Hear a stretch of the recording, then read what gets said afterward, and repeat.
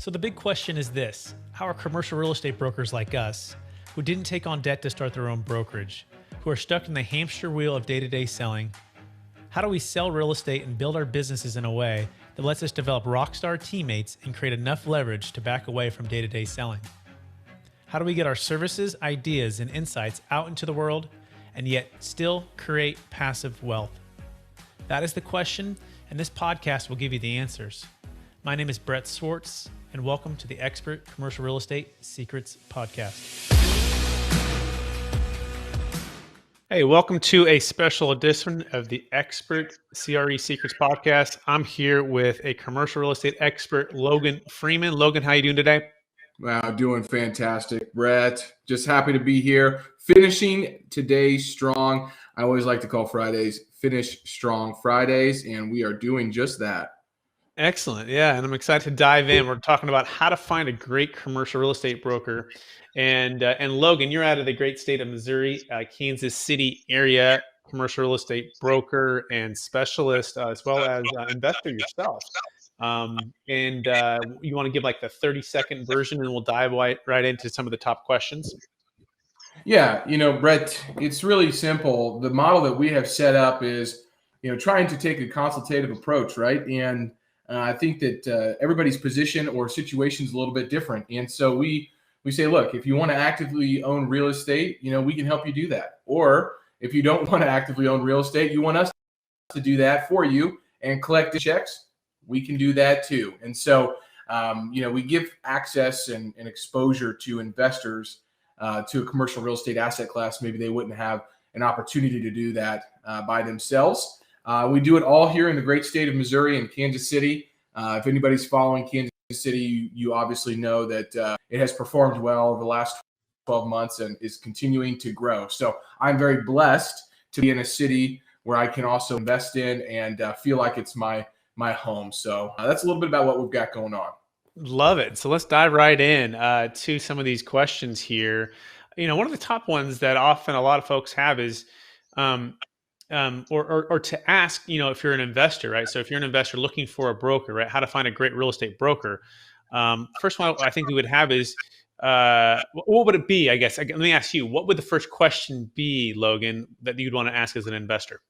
Well, I think that there's two really. And the first one is, how long have you been, working in the commercial real estate space? You really want to try to get a fundamental understanding of how they're viewing real estate, right?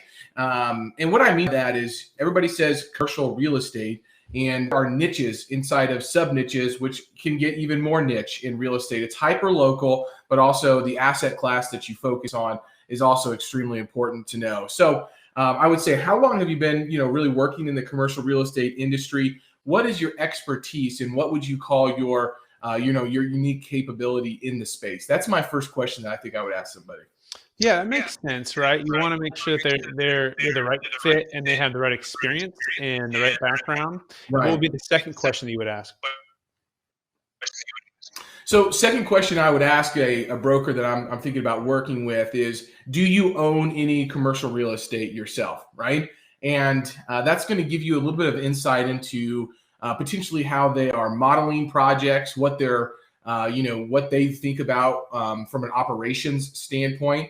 And so I always like to see if somebody has, owned real estate and that they've operated real estate, because believe it or not, even though commercial real estate professionals are in the industry, I would say the bulk of them do not own any real estate. And so there's a big difference between marketing real estate to sell, operating real estate, and understanding what investors actually want. And so that's the root of what we're trying to get to in that question.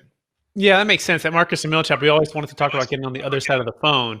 And it wasn't just to create more wealth, but it was also to be able to understand the assets in which our clients were in the day-to-day of operating, managing, and owning and adding value, which was the key thing here. And so I think that is key, right? You want to make sure you're working with a commercial real estate broker who actually physically owns real estate themselves, right? Yeah. Because guess what? If someone's going to be guiding you in this process, especially if it's multi-millions of dollars of your wealth and your family's wealth, you want to make sure that they've been in your shoes So great. That's a great second question. What would be the next question that someone would want to ask to how to find a great commercial real estate broker? I think the third question you want to ask is something around, if you do invest in commercial real estate, when you're evaluating new opportunities, what kind of financial metrics do you target? What are you looking for? What's your target going in first year cap rate? Do you care about cap rate? What's your terminal exit cap rate? And what is the return on investment metric that you're typically looking at? Because we know as brokers and as investors ourselves that you can make a deal look very good on paper, no matter what type of deal it really is. And so understanding how somebody is actually going to evaluate the value of the property and the return on investment of that gives you a kind of a glimpse into their what I'll call their exposure to the real estate space. Because if somebody can't really identify a return on investment metric, or they don't know how to underwrite or even break down a pro forma for you, probably not the best investment real estate broker to start working through. So I would ask about return on investment metrics, what they look for, and which ones they're actually using. Yeah, as a part of that, even just defining what a cap rate is, right? If you might ask someone what cap rate is, well, that's a way it's a return metric. Okay, but what is it? What does that consist of? And a good way I put it, one of my mentors at Marcus Millichap, he said it's the unleveraged rate of return. Mm-hmm. And can they simplify these complex things? So I said, well, what's an unleveraged rate of return mean? Well, if you were to buy something all cash, Logan, and let's say it's a 6 cap, okay, that's a 6% cash on cash return. That is a cash unleveraged rate of return. So it kind of breaks it down. So you go, okay, so if I bought this $1 million property and it's a 6 cap and I bought it all cash at 6%, and then reverse back that again and say, well, if you keep your money at the bank, maybe you get a 0.5%, maybe even less now, 0.25% with a lot of banks. So I can buy this thing all cash, or I can sit at the bank. So you can sit at the bank and have no headaches, no anything, right? Obviously not a lot of upside either. You're losing out in inflation. Or I can put it $1 million in there if I bought it all cash and get 6% basically cash on cash, not alone the depreciation and the appreciation. Now, if you leverage, right, and this is where it comes powerful. So any thoughts on that? Yeah, I like to look at the cap rate as well, as that's a great breakdown, but also is like, hey, what's the rate of risk, right? What's the risk rate here? And you think about a capitalization rate from an institutional or private equity, or even just a normal, I guess institutional style definition. And it's really, hey, what's the risk-free rate that you could go invest some bonds, with the U.S. government? That's probably your least amount of risk that you're going to get. Well, a lot of times those are, 0%, right? And so then you think of a capitalization rate. What's the spread between that risk-free rate and where your capitalization rate is? And in that is a measure of risk.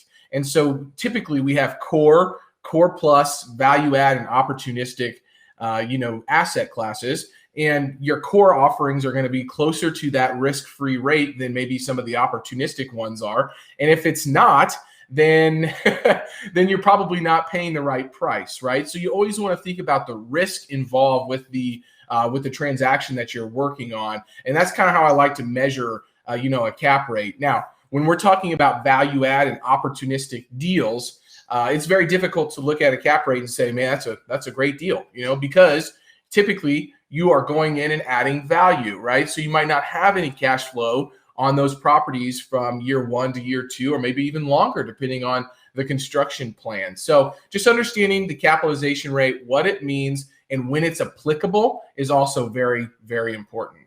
Mm-hmm. And absolutely. And the risk-adjusted rate of return, right, is important as well, right? Anything you're looking at. And I believe, hands down, commercial real estate is the best risk-adjusted rate of return, especially if you're dealing with multifamily, mobile home parks, senior housing, assisted living.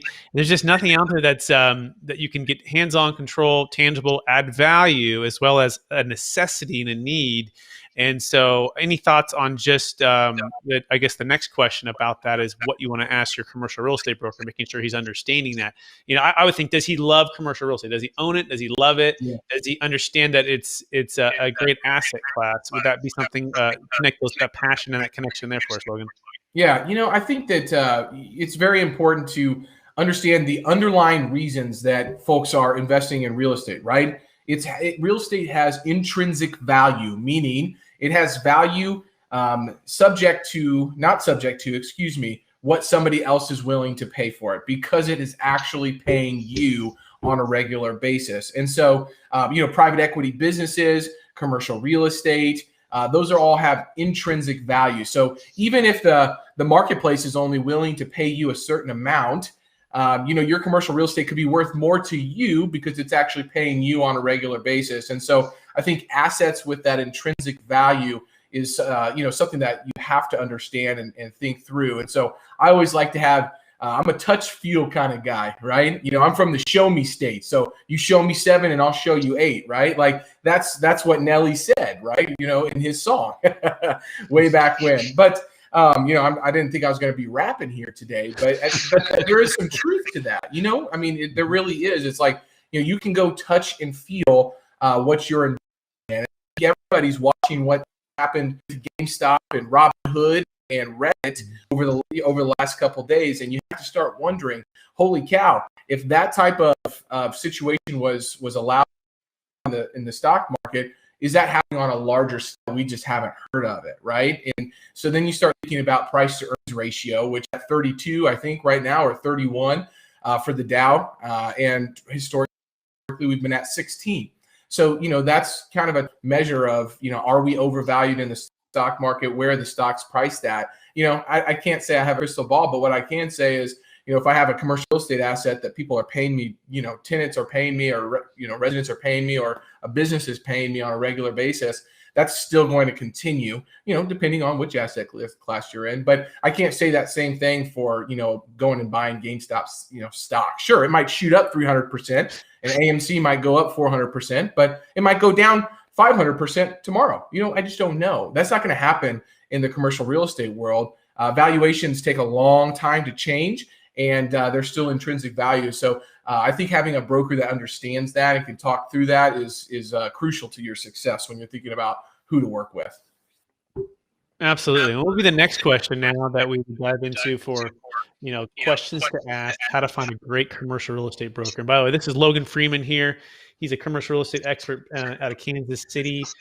He has a unique way of finding off-market deals and deals together, but he also owns deals himself. So, Logan, what would be the next question if someone's asking, how to find a great commercial real estate broker?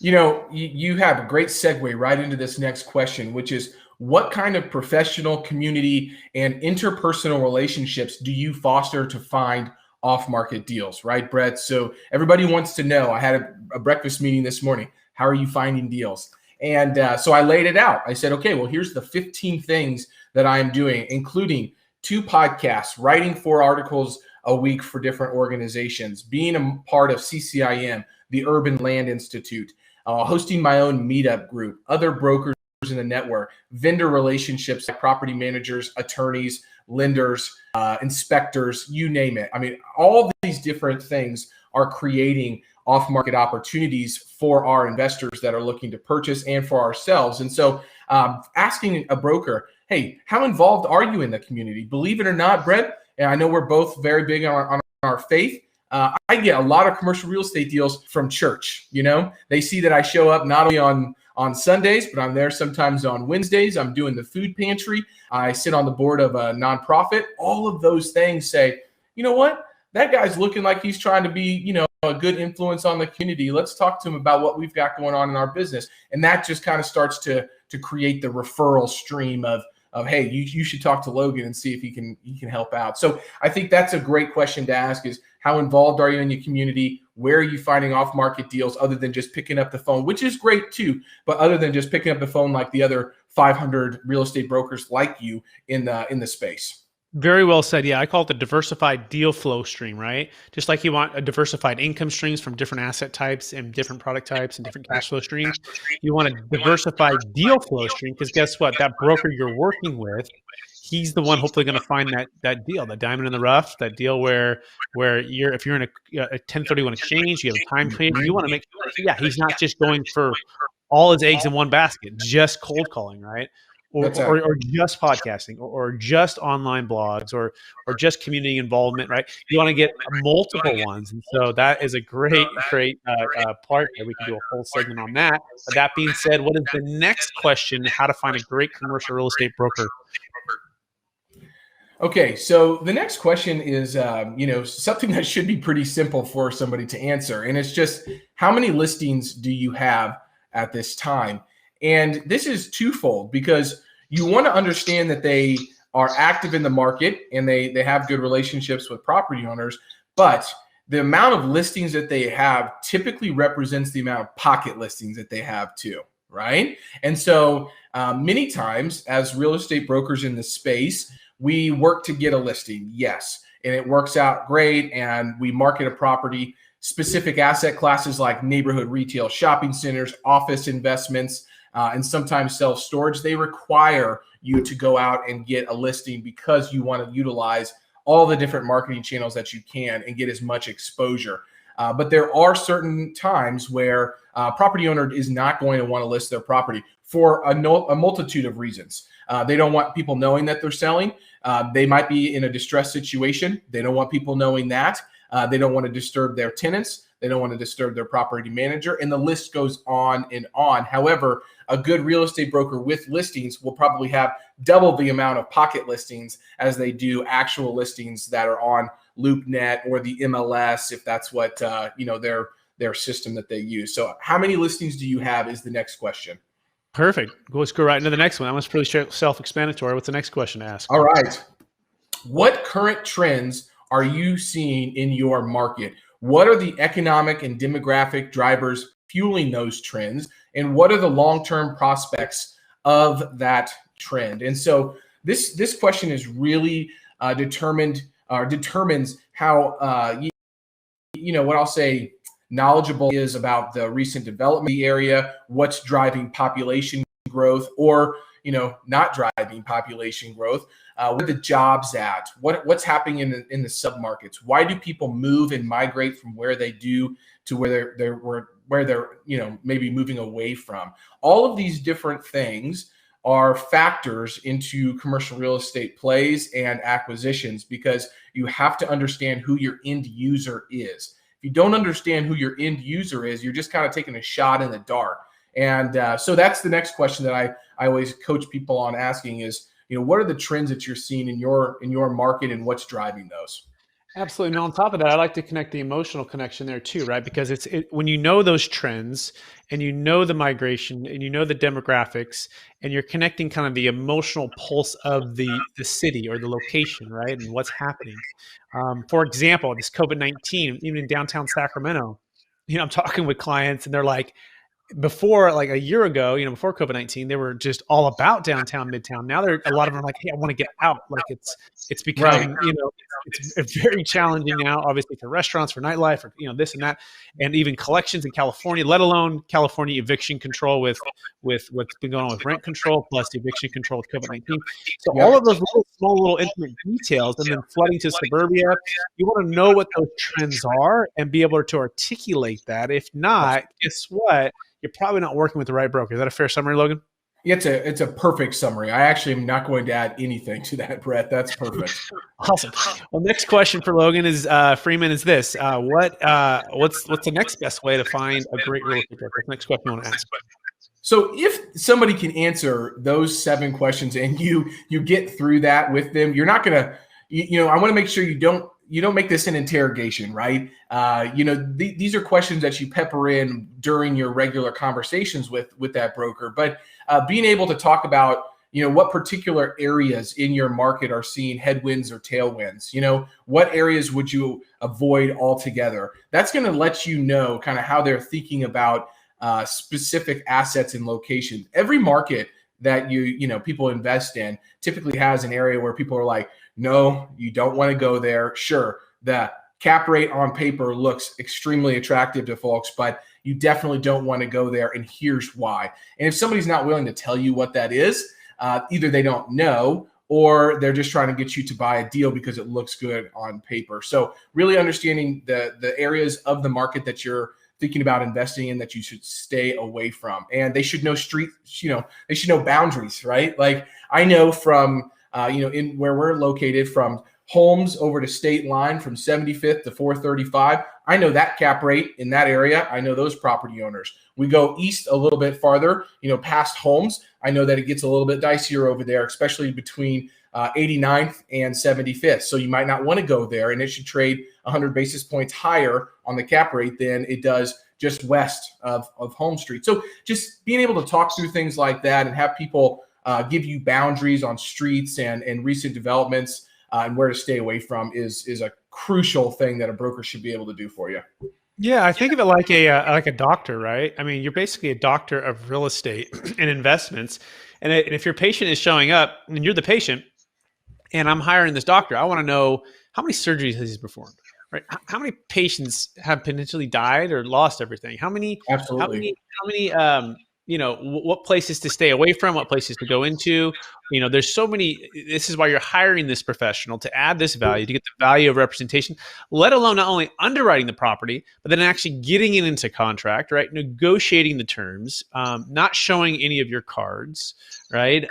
As much as possible, finding a reasonable amount of ways to negotiate and find a deal, make it work. So there's so many things about the commercial real estate brokerage world that are fascinating. There's psychology, right? There's negotiation. Oh, yeah. Totally. There's investigation, and so putting all those together, you want to make sure you got the best in your corner. And Logan is certainly one of the best. Logan, talk a little bit about your track record and where folks can find you if they want to reach out to you. Yeah, we have completed over 125 million in commercial real estate transactions over the last 3 years. We feel like we're going to be close to 100 million this year alone on the acquisition side. There's a lot of great things happening with the low interest rate environment that we're in. The high bubble that the stock market feels like for a lot of people has got people thinking about moving into the commercial real estate sector. And when people are thinking about selling properties, right, so the 1031 exchange, more people are getting more confidence in back into California and some of those other larger markets where we typically see a lot of those 1031s coming out of, which is then creating more transactions and creating more opportunity.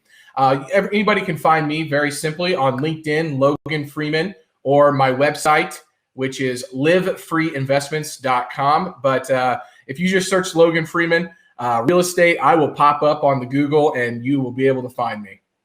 Well, Logan, I want to appreciate you being on the show. We're going to end this part of it, and we're just going to open it up for questions for those who are ready to submit those questions. So, and by the way, if you want to learn more about me, you can go to capitalgainstaxsolutions.com. And I'm Brett Swartz, host of the Expert CRE Secrets podcast and Capital Gains Tax Solutions podcast. You can go to CREsecrets.com or capitalgainstaxsolutions.com. You have just listened to another information-packed episode of Expert Commercial Real Estate Secrets podcast with Brett Swartz. We hope you enjoyed today's show and found it valuable.